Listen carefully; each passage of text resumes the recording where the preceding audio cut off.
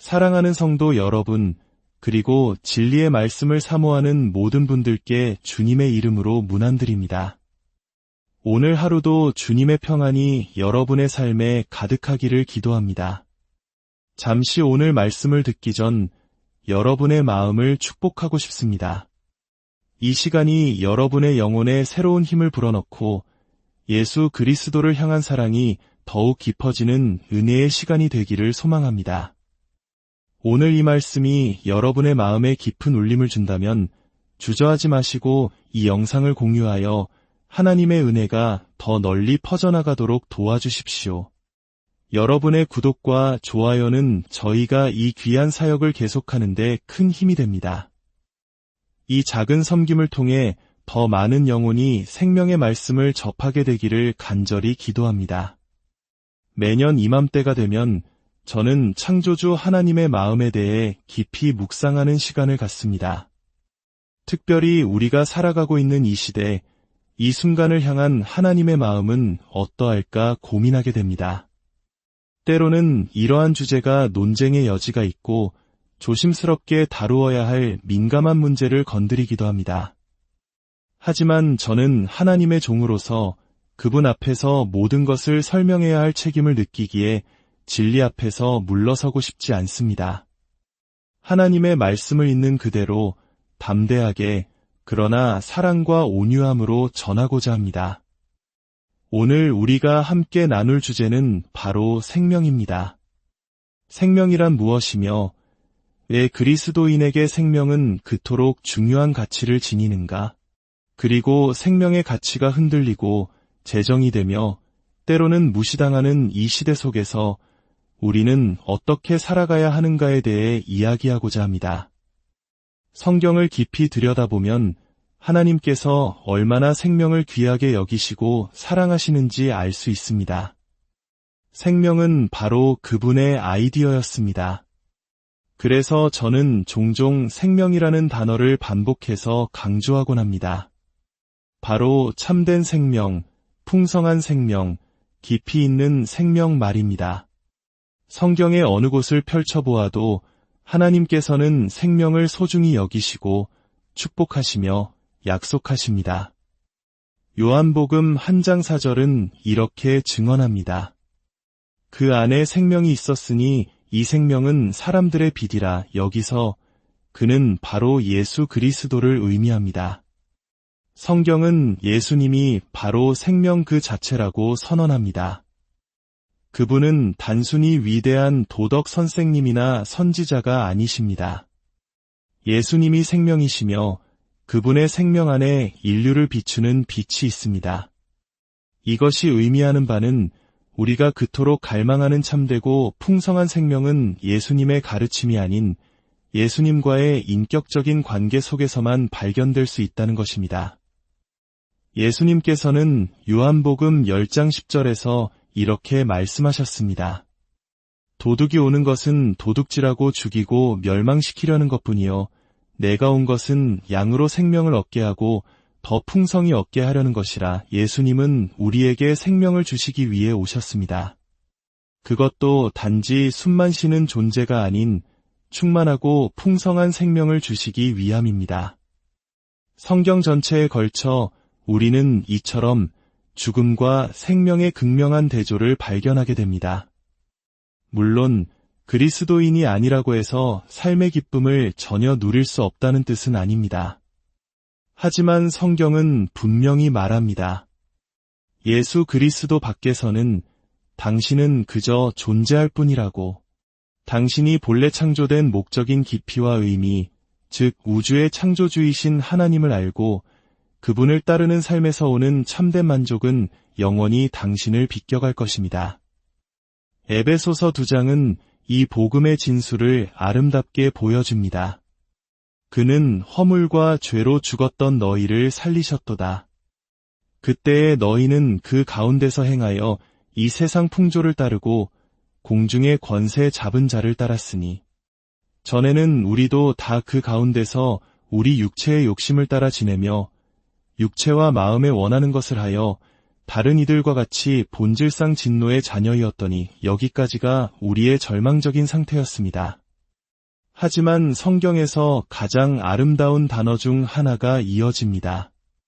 그러나 긍휼이 풍성하신 하나님이 우리를 사랑하신 그 큰 사랑을 인하여 허물로 죽은 우리를 그리스도와 함께 살리셨고, 여러분 들리십니까?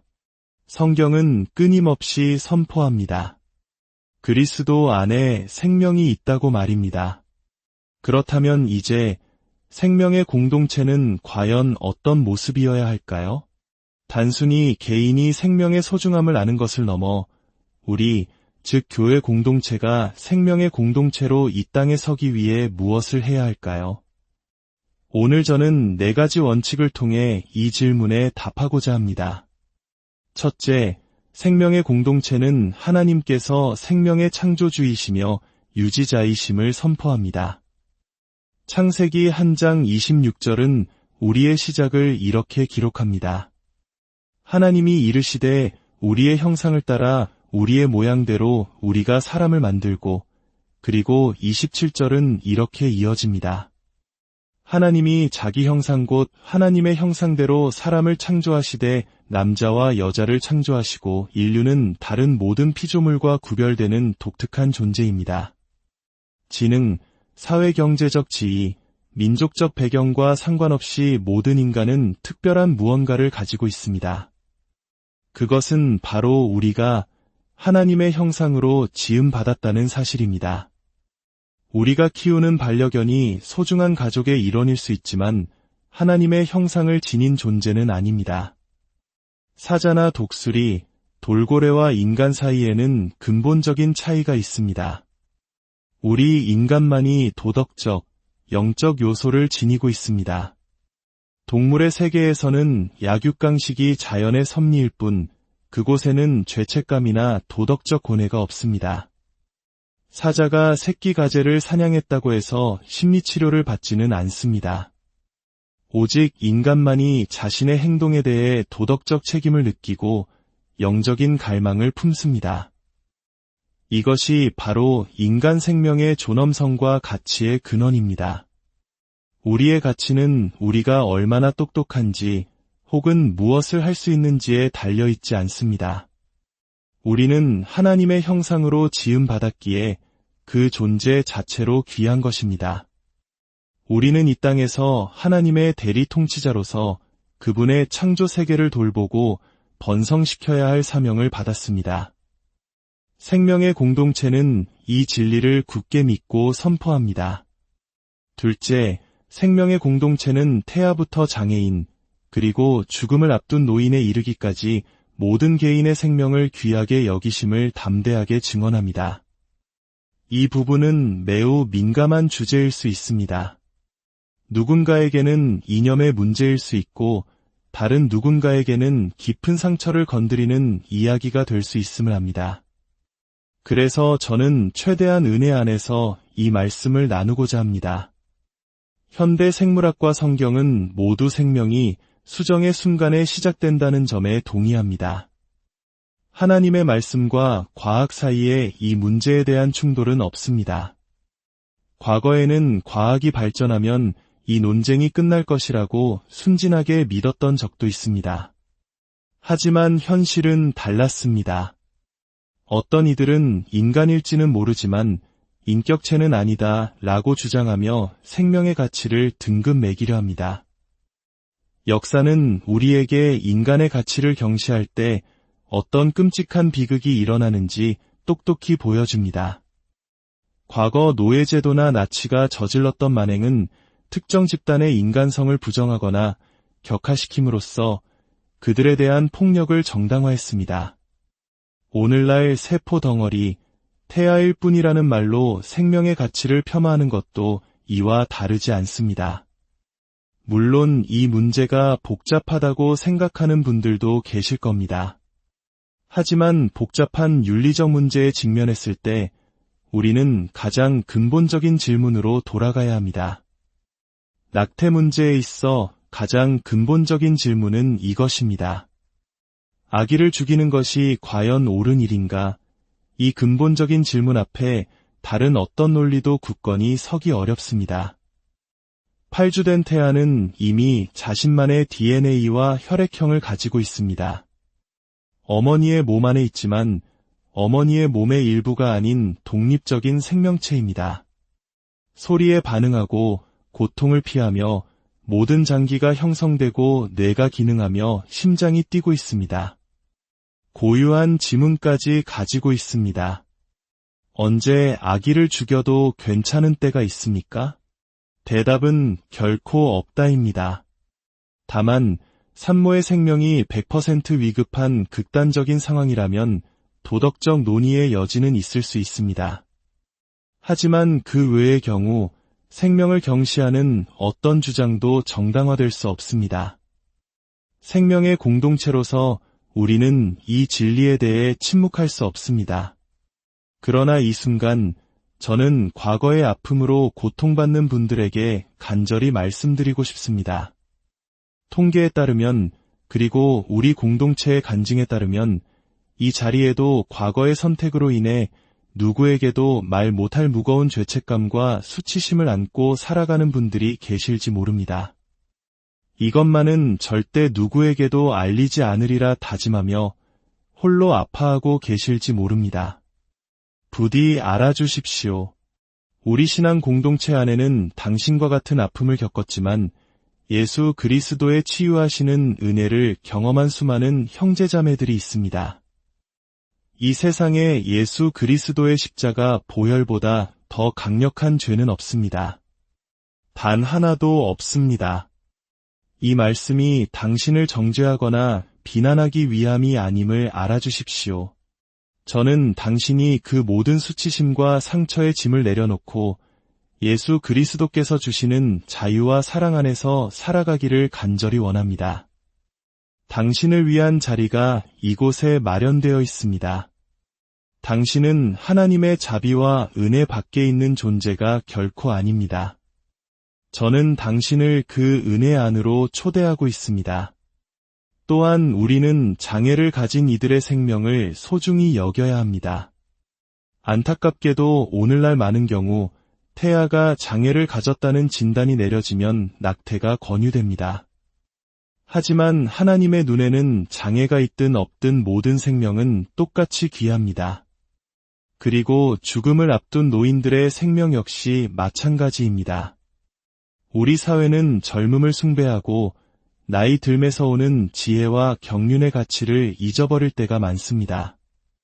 우리는 요람에서 무덤까지 삶의 모든 단계에서 생명을 존중하고 지지하는 공동체가 되어야 합니다. 셋째, 생명의 공동체는 우리가 속한 더 큰 공동체의 안녕을 위해 자비로운 마음으로 힘씁니다. 예레미야 29장 7절은 이렇게 명령합니다. 너희는 내가 사로잡혀가게 한 그 성읍의 평안을 구하고 그를 위하여 여호와께 기도하라. 이는 그 성읍이 평안함으로 너희도 평안할 것임이라. 그리스도인으로서 우리는 우리가 발딛고 사는 이 도시와 지역사회를 위해 기도하고 섬길 책임이 있습니다. 우리 주변을 둘러보면 화려함 속에 감춰진 아픔들이 너무나 많습니다. 많은 사람들이 관계의 단절과 외로움, 절망감 속에서 살아가고 있습니다. 우리 한국 사회는 어떻습니까? 특히 아파트 중심의 주거 문화 속에서 우리는 옆집에 누가 사는지도 모르는 각박한 현실을 살아가고 있습니다. 하지만 생명의 공동체는 이러한 현실 속에서 변화를 만들어갑니다. 아주 작은 것부터 시작할 수 있습니다. 여러분의 이웃을 만나십시오. 그들의 이름을 외우고 동네를 산책하며 이웃의 가정을 위해 축복 기도를 하십시오. 새로운 이웃이 이사 오면 작은 선물을 들고 찾아가 환영해 주십시오. 맛있는 음식을 조금 더해서 이웃과 나누는 따뜻한 정을 실천하십시오. 때로는 이웃에게 도움을 구하는 것도 좋은 방법입니다. 도움이 필요할 때 서로를 찾고 의지하며 관계의 다리를 놓을 수 있습니다. 파티를 여는 것은 어떻습니까? 그리스도인은 재미없고 따분한 사람들이라는 편견을 깨고 이웃들을 초대해 함께 웃고 즐기며 늦은 시간까지 교제하는 문화를 만들어 가십시오. 이처럼 단절되고 파편화된 사회 속에서 우리가 먼저 마음을 열고 다가갈 때 세상은 변화될 수 있습니다. 넷째, 생명의 공동체는 억압받고 연약하며 목소리 없는 자들을 위해 적극적으로 싸웁니다. 우리 주변에는 도움이 필요한 이웃들이 너무나 많습니다. 우리는 예기치 않은 임신으로 어려움을 겪는 미혼모들을 돕고 그들이 생명을 포기하지 않도록 지원해야 합니다. 우리 사회에는 여전히 가정의 보살핌을 받지 못하는 아이들이 많습니다. 이탁 가정과 입양을 통해 이 아이들에게 그리스도의 사랑으로 따뜻한 가정을 선물하는 일에 우리 교회가 앞장서야 합니다. 또한 우리 주변에는 당장 먹을 것이 없어 고통받는 이웃들이 있습니다. 한 통계에 따르면 우리 사회의 많은 가정이 식량 불안을 겪고 있다고 합니다. 겉으로는 풍요로워 보이지만 그 이면에는 이러한 어두운 그림자가 있습니다. 생명의 공동체는 이들의 배고픔을 외면하지 않고 그리스도의 빛과 생명으로 그들 가운데로 들어갑니다. 10대 미혼모와 미혼부를 돕는 사역도 매우 중요합니다. 한 자매님의 간증을 나누고 싶습니다. 그녀의 이름은 제니퍼입니다. 제니퍼는 거절감으로 가득한 가정에서 자랐습니다. 10대 미혼모였던 어머니는 딸을 사랑하는 데 어려움을 겪었고 이는 정서적, 신체적 학대로 이어졌습니다. 그녀는 늘 따뜻함과 인정을 갈망하며 잘못된 곳에서 사랑을 찾으려 했습니다.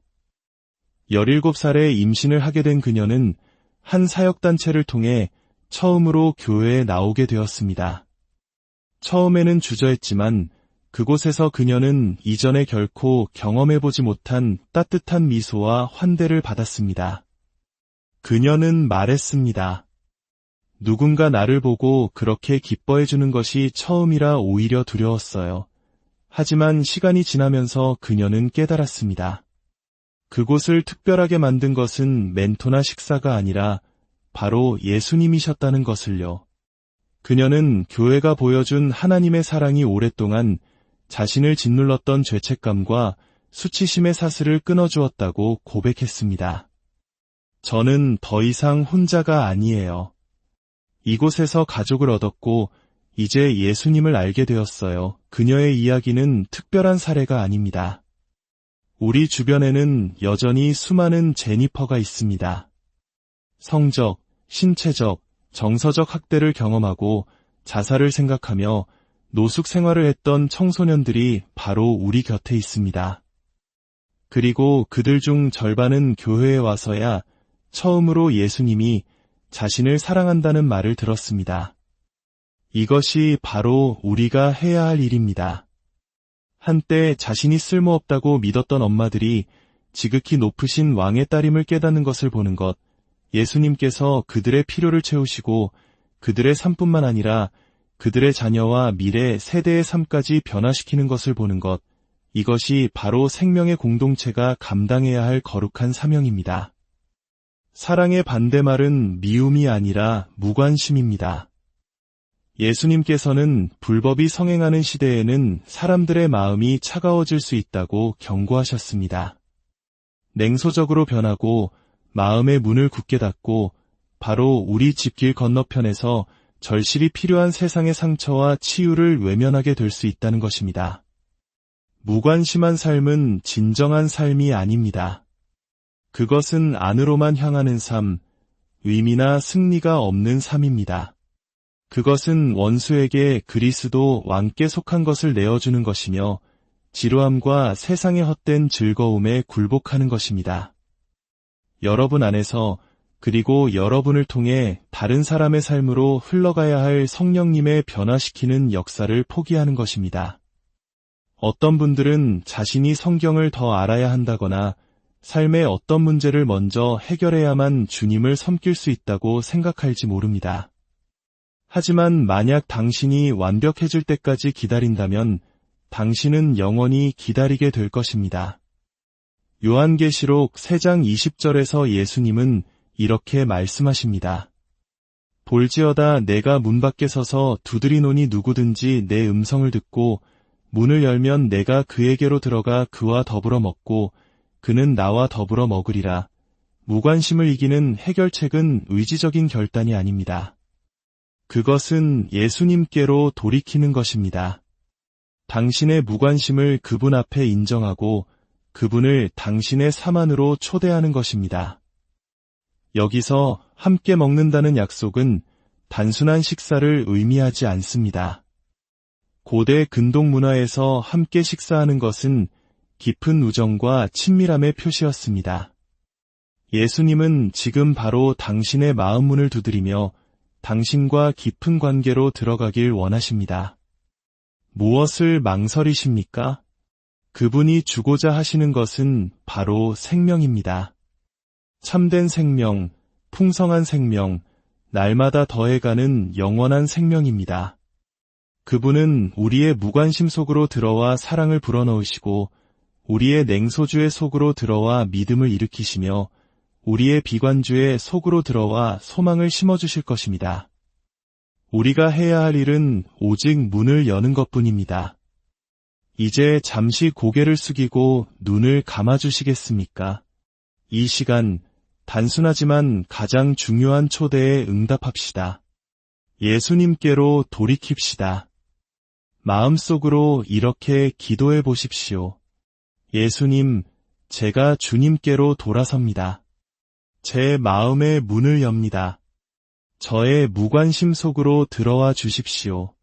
제 사랑이 차갑게 식었습니다. 저의 냉소함 속으로 들어오셔서 믿음을 주시고 저의 절망 속에 들어오셔서 소망을 주십시오. 아버지 하나님, 우리가 주님의 생명 안에 거하게 하시니 찬양합니다.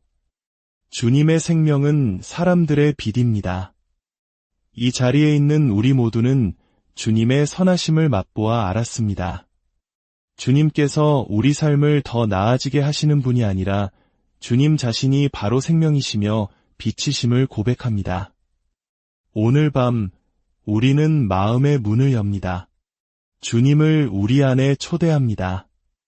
우리를 생명의 공동체로 빚어 주옵소서. 우리가 속한 이 땅에 소금과 빛이 되게 하시고 이 공동체를 넘어 땅끝까지 주님의 사랑이 흘러가게 하옵소서.